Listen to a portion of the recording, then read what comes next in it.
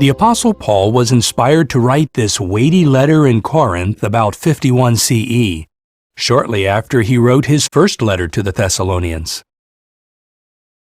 In his first letter, Paul encouraged the brothers to live quietly, to mind their own business, and to work hard to care for their physical needs. This counsel was still appropriate. Evidently, some were still meddling in the affairs of others and were reluctant to work to provide for their material needs.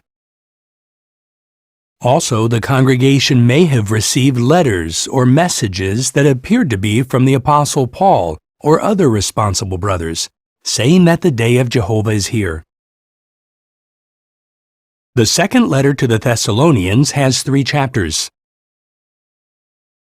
In chapter 1, Paul commends the brothers for their faith and endurance, and he explains that those suffering tribulation will get relief when the glorified Christ comes in kingdom power to destroy God's enemies.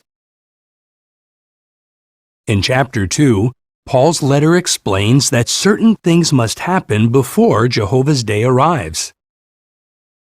Those things include the development of a great apostasy and the revealing of the man of lawlessness, a composite group of apostate religious leaders.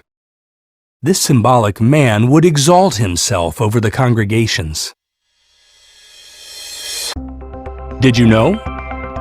Because a letter falsely attributed to Paul may have been circulating, he wrote, "Here is my greeting, Paul's, in my own hand, which is a sign in every letter. This is the way I write."